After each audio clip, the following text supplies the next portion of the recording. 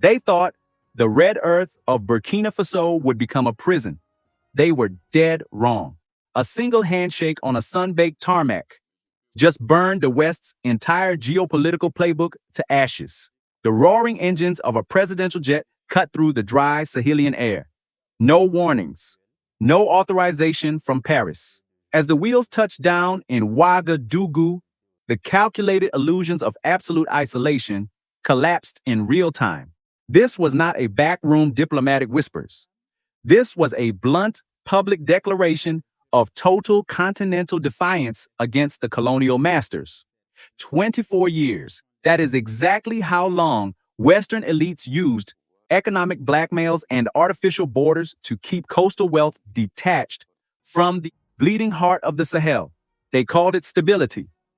We call it a cage.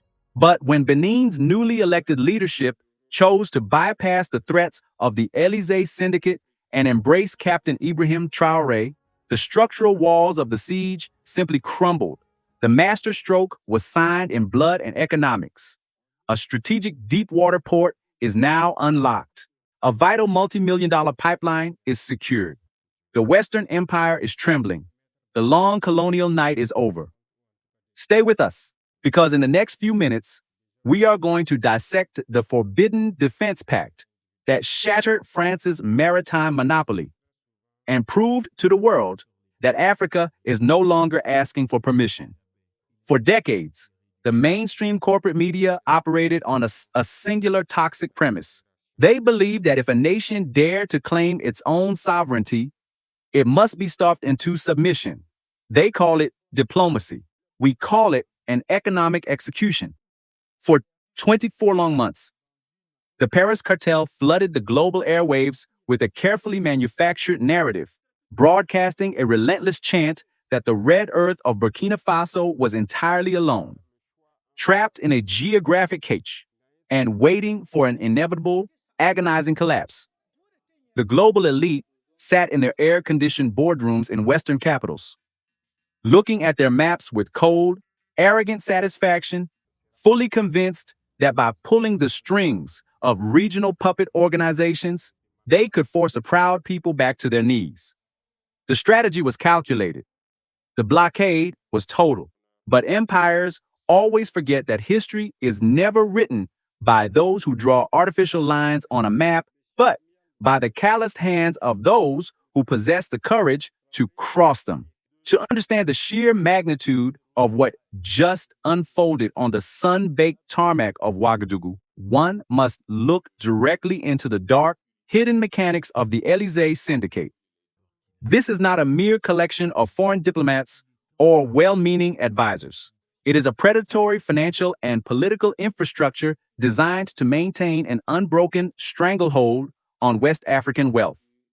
For over a century, this syndicate operated with total impunity, using the threat of closing borders, freezing central bank accounts, and restricting vital deep-water ports as an ultimate geopolitical weapon to enforce absolute political obedience.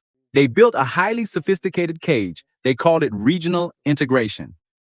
In reality, it was a structural prison where coastal states were weaponized against their landlocked brothers, ensuring that the wealth of the continent remained permanently fragmented, easy to manage, and simple to extract. The mechanism was invisible. The compliance was enforced. Whenever a visionary leader stood up to challenge this arrangement, the syndicate simply activated its economic leverage, shutting down trade routes overnight and leaving entire populations without fuel, medicine, or access to the global oceans.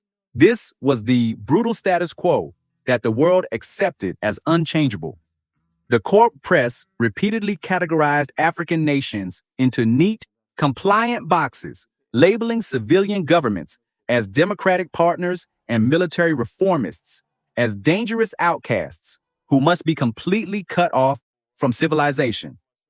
They wanted the world to believe that Burkina Faso was an isolated island, a desperate nation suffocating under the weight of both a manufactured Western siege and an asymmetrical security crisis. But they committed a fatal historical error. They severely underestimated the unyielding resolve of Captain Ibrahim Traoré, and they completely failed to anticipate the shifting tectonic plates of West African geopolitical realities. Traoré knew that the syndicate's power was entirely structural, a massive house of cards built on the full force compliance of neighboring states, which meant that if even a single brick decided to move, the entire colonial architecture would come crashing down. The trap was set, the isolation was proclaimed. Yet, while the Western embassies were busy drafting their next round of illegal economic sanctions, the actual foundations of their blockade were already being dismantled from within. On the historic afternoon of June 2nd, 2026, the artificial silence was permanently shattered. The roaring engines of a presidential jet cut through the dry Sahelian air, carrying a message that instantly pulverized the diplomatic illusions of the old world order. His Excellency Romuald Wadagni, the newly elected president of the Republic of Benin, did not bow to the intense, frantic pressures originating from Paris. He did not seek authorization from the colonial overseers, nor did he consult the corrupted regional networks that had long served as the enforcement arm of Western interests. Instead, he initiated a highly significant friendship and working visit directly into the very heart of Burkina Faso, landing boldly at the Ouagadougou International Airport. This was not a secret back-channel meeting held in the dark corners of intelligence offices, nor was it a desperate negotiation born out of weakness. It was a calculated, high-visibility masterstroke that proved to the entire international community that the collective will of African sovereignty is far thicker than the ink of foreign-dictated treaties. The plane landed, the cameras rolled. When the civilian leader of Benin stepped onto the sun-baked runway and firmly grasped the hand of the military leader of Burkina Faso, the Western corporate media instantly lost control of the narrative. The imagery alone was a devastating psychological blow to the Paris cartel. For months, their television networks had portrayed Traoré as a besieged leader trapped inside a crumbling fortress, hidden away from the world and rejected by his peers. But there he stood on the tarmac, dressed in his military uniform, flanked by his key government ministers and the heads of state institutions, receiving the highest executive representative of a vital coastal nation with absolute dignity and state honors. This historic embrace completely bypassed the manufactured labels of civilian versus military or coastal versus landlocked. It exposed the absolute failure of the Western isolation strategy, revealing to the entire world that the global elite no longer possessed the power to quarantine the spirit of African self-determination. They thought they could starve Burkina Faso into absolute submission by locking the gates of the continent. But they forgot that the keys to those gates are held by a new generation of African leaders who are no longer asking for permission to speak to one another. The syndicate watched in complete silence. Their carefully constructed diplomatic wall had just been breached. What happened next, behind the heavily guarded doors of the presidential palace, would send shockwaves through the ministries of finance across Europe. But what Traoré and Wadagni locked behind those closed doors would change the entire economic landscape of West Africa forever. And it had everything to do with a vulnerability that Paris desperately prayed would remain hidden. The sun was blinding. The tarmac was burning. What happened at the Ouagadougou International Airport on that historic afternoon was a choreographed strike against the psychological hegemony of the West. For months, the corporate media apparatus of the Paris cartel had manufactured an illusion of total isolation, painting a picture of a stranded military administration cut off from the civilized world. They wanted a submissive Africa. They wanted a broken Sahel. But as the wheels of the Beninese presidential aircraft touched the scorched earth, the entire propaganda matrix built by the Élysée syndicate evaporated into thin air. This was not a midnight flight hidden from public eyes. This was a highly publicized, deeply defiant masterstroke executed under the broad daylight of West African awakening. The doors opened.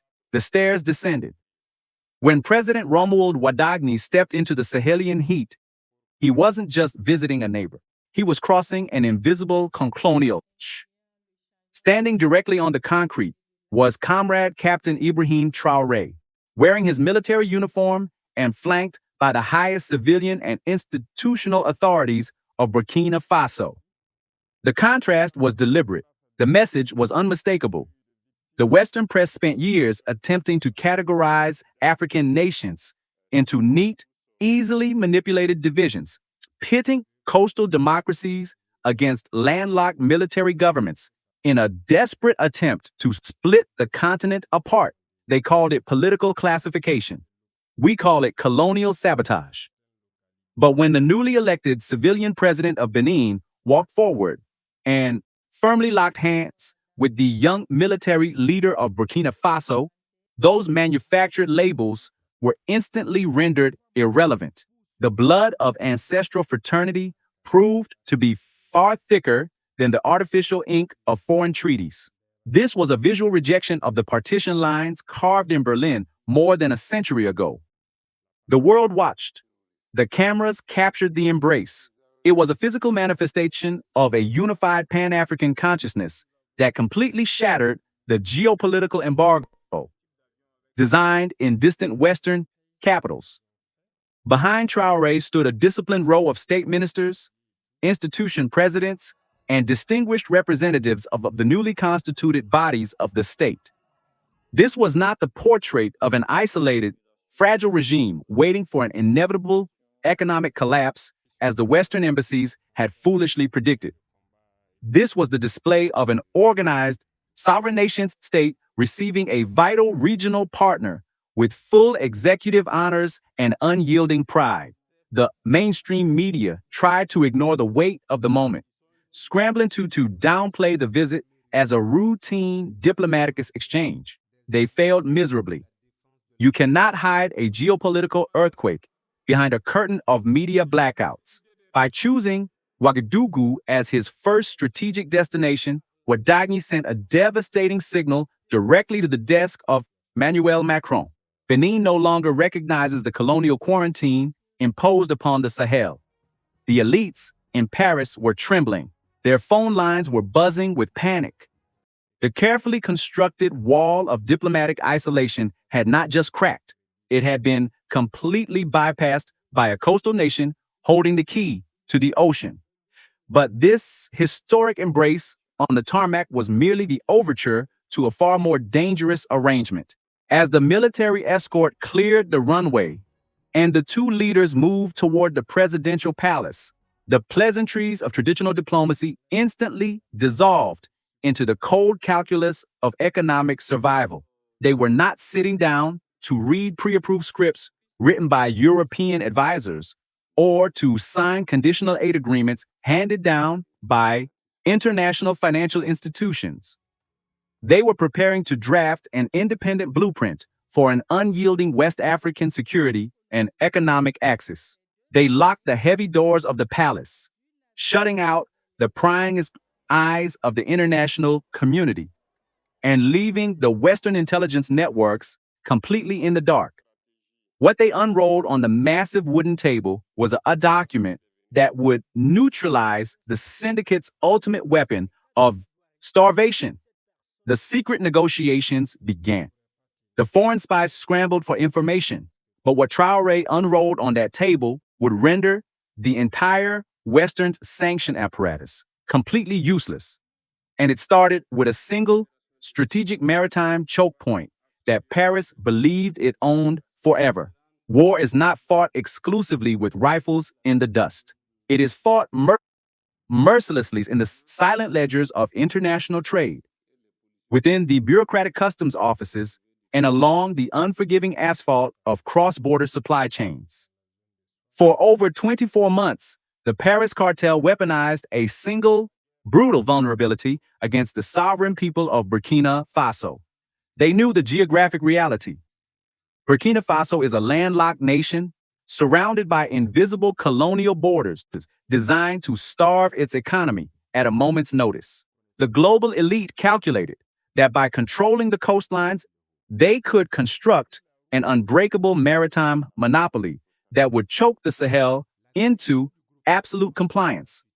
They called it economic stabilization. We call it a medieval siege.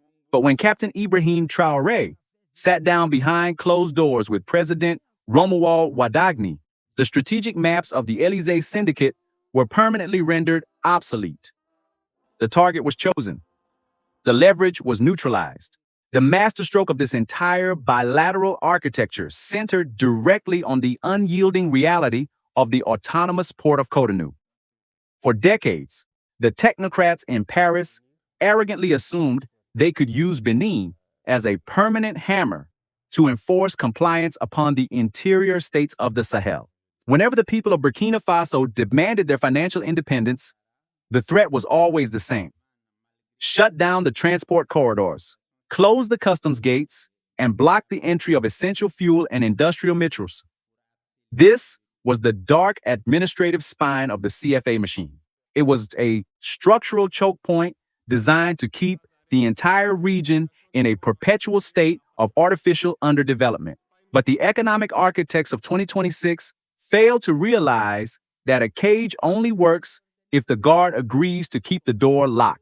By initiating this historic friendship visit to Ouagadougou, President Wadagni sent a devastating declaration to the international banking cartels. Benin will no longer weaponize its deep water infrastructure to starve its African brothers. The pipeline was open. The transit was clear. The multi-million-dollar Niger-Benin crude oil pipeline infrastructure became the ultimate physical anchor of this anti-colonial realignment. The Élysée Syndicate had desperately threatened Benin with secondary financial sanctions if it allowed the landlocked nations of the Alliance of Sahel states to bypass the maritime embargo. They wanted to freeze the oil terminal. They wanted to block the export operations. But the economic survival of the coast was inextricably bound to the energy corridors of the interior, creating a structural paradox that terrorists could not manipulate.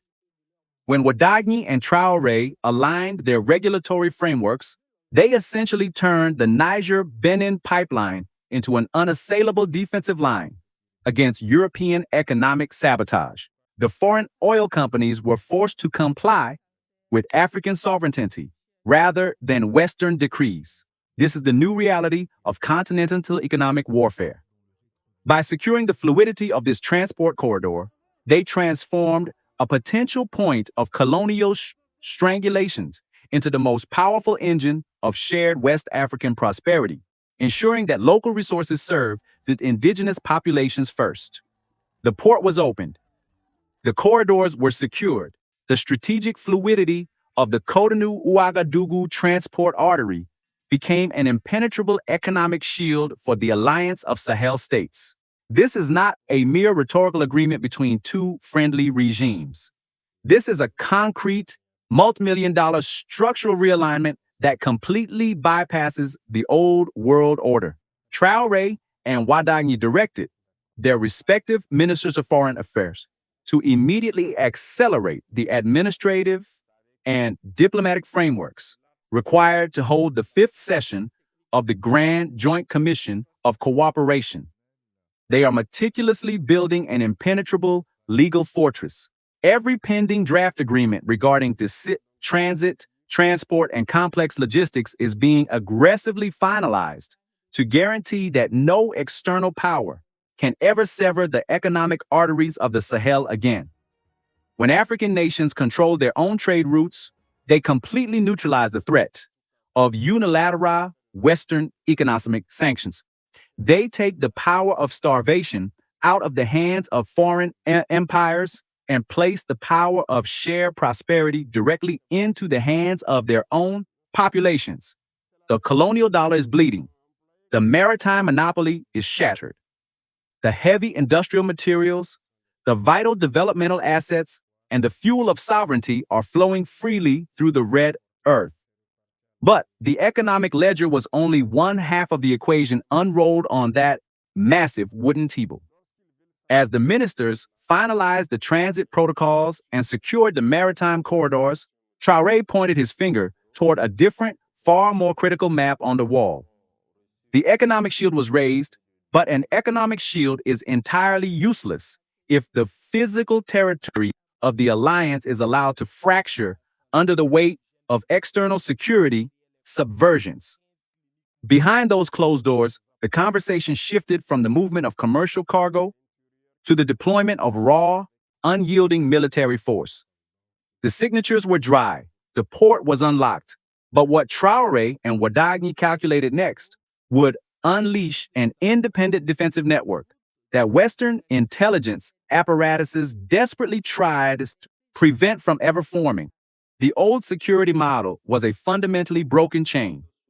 For over a decade, the Paris cartel flooded the Sahelian strip with foreign military forces, setting up massive drone bases, flying advanced reconnaissance aircraft, and launching endless operations under the hypocritical guise of counterterrorism.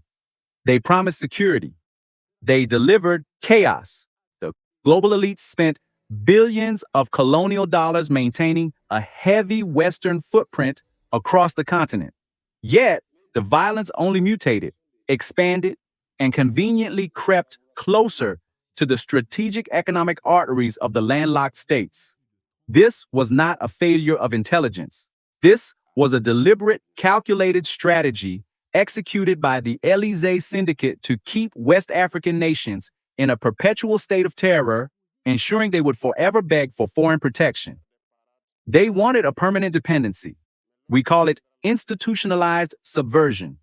But on June 2nd, 2026, Captain Ibrahim Traoré and President Romuald Wadagni completely tore up the syndicate's security manual.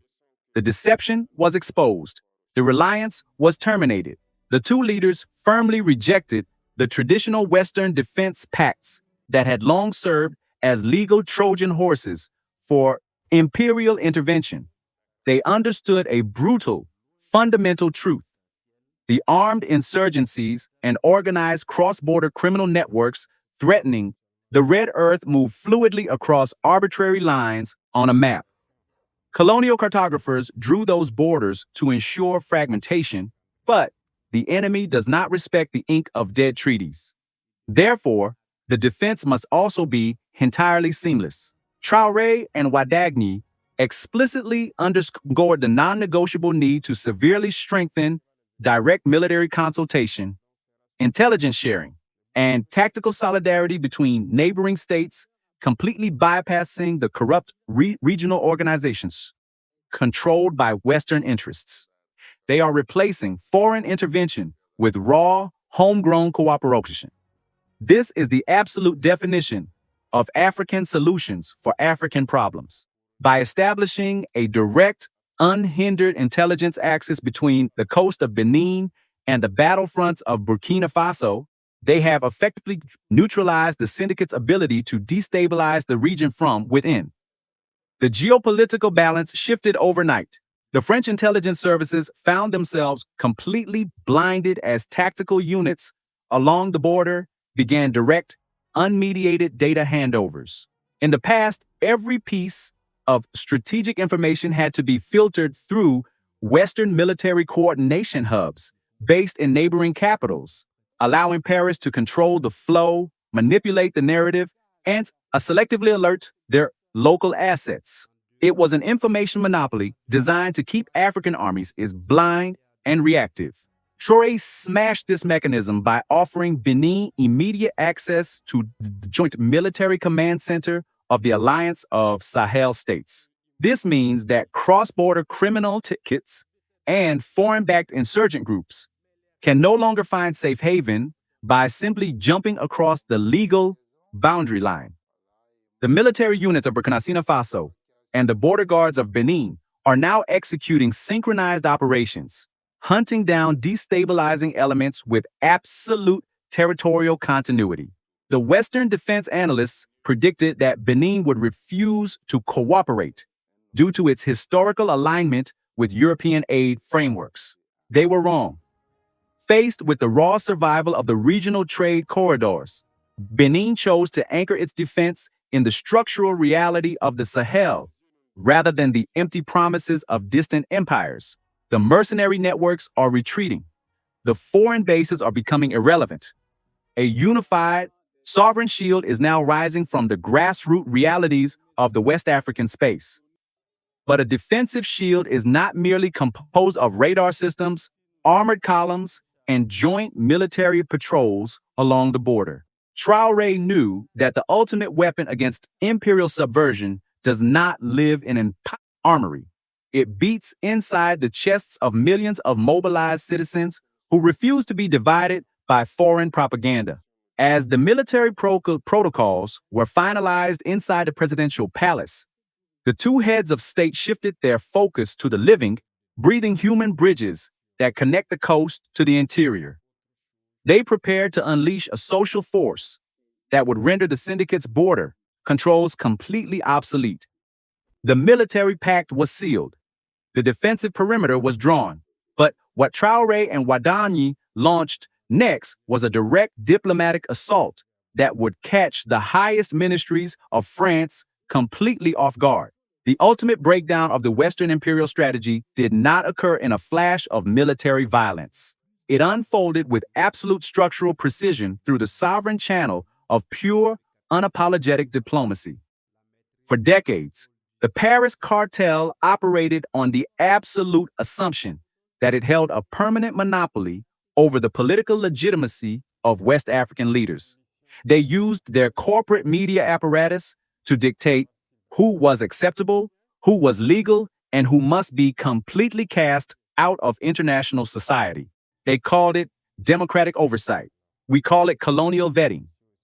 But as the final hours of the historic June 2nd, 2026 summit on the red earth of Ouagadougou approached, the young military captain and the newly elected civilian president delivered a devastating, definitive blow to this manufactured narrative. They did not wait for validation from European capitals, nor did they seek a stamp of approval from the financial technocrats who have long profited from the fragmentation of the continent. The trap was shattered. The isolation was undone. What happened next inside the assembly room would instantly cause absolute panic within the highest offices of the Élysée syndicate. Standing before the distinguished representatives of the state, President Romuald Wadagni of Benin openly expressed his deepest, most profound fraternal gratitude to the government and the resilient people of Burkina Faso. He did not speak with the cold, detached vocabulary of foreign diplomats. He spoke with the raw warmth of a true continental ally who recognizes that the destiny of the coast is permanently tied to the survival of the Sahel. Then came the moment that completely paralyzed the Western propaganda networks. Captain Ibrahim Traoré seized the historic opportunity to reiterate his warmest, most sincere congratulations to his Beninese counterpart, offering his brotherly wishes for the absolute success of his mandate. This direct, mutual recognition proved beyond any shadow of a doubt that African leaders no longer require external permission to validate the sovereignty, dignity, and authority of their peers. The corporate journalists were stunned. Their scripts were ruined. The global elite could no longer categorize West Africa into neat, conflicting boxes designed to keep the continent perpetually divided against itself. But the final crushing strike against the syndicate's strategy of containment was delivered at the very conclusion of the summit. President Wadagni extended a formal official invitation for Captain Ibrahim Traoré to undertake a full state visit to the Republic of Benin. Without a single moment of hesitation, the president of Faso accepts this prestigious invitation with immense pleasure, directing sovereign diplomatic channels to immediately finalize the modalities of this upcoming historic journey. Let the massive geopolitical weight of that agreement sink in. When that presidential aircraft takes off from the Sahel and lands on the coast of Cotonou, it will carry far more than a head of state. it will carry the resounding, undeniable message that the broken chain of diplomatic isolation has been permanently shattered by the very people it sought to divide. The invisible walls have crumbled. The blockade is dead. Under the blazing sun, a magnificent new West African architecture is being meticulously built by calloused hands.